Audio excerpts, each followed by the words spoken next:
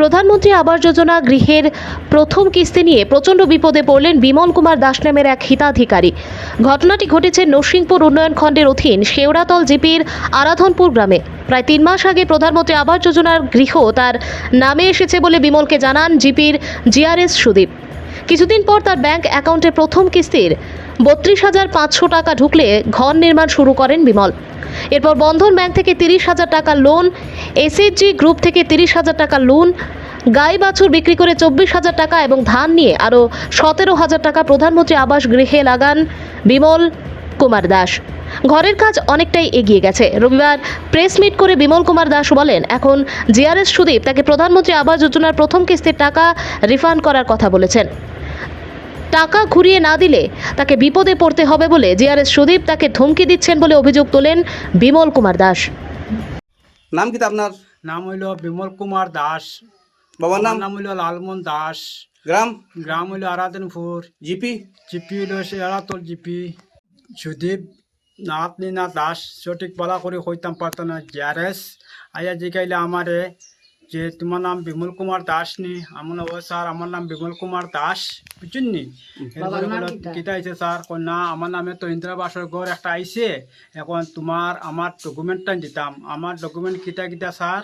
হইল তোমার bank account আর আধার card দেও। আমি দিছি স্যারটে বা করিয়া তাই তো ফটো মারিয়ে নিছুন। নেওয়ার পরে কইছুন তোমার নামের ইন্দিরাবাসর ঘর আইব, তুমি এক কাজ করিও, সপ্তাহ 10 দিন পরে তোমার ব্যাংক গিয়া তুমি করিও, চেক করিও।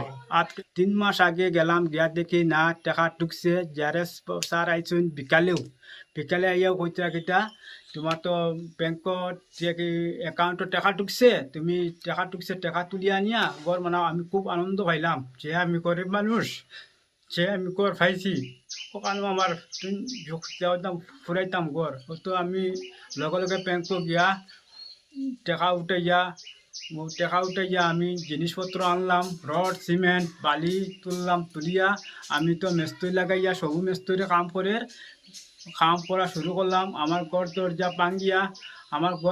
ঘর বানাইছি। এরকম আমার ঘর বানাইছি নিজস্ব। 32,500 পাইছি অ্যাকাউন্টও। 32,500 অ্যাকাউন্টও পাওয়ার বাদে আমার এগুনতে হইছে না।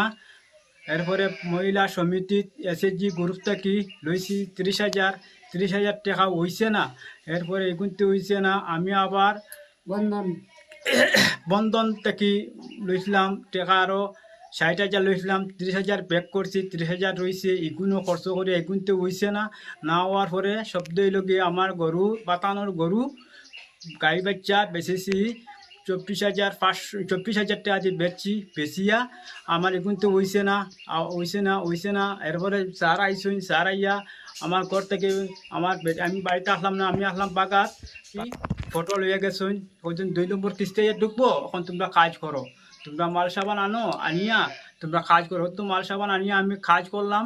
ওরা মাল আনছি গিয়া দোকানদার কাছ থেকে রড সিমেন্ট বালি আনছি, আরও 17,000 টাকা দিয়ে বাকি আনছি। আনিয়ার পরে ঘর বানানি পরে এখন তো হঠাৎ করে একদিন সকাল ফোন লাগাইছে। আমারে ফোন লাগাই আনে কইন কিটা, স্যার তুমি করো, ও বিমল তুমি টাকাটা ঘুরাই দেওয়া লাগবো। আমি স্যার কিরম ঘুরে দিতাম?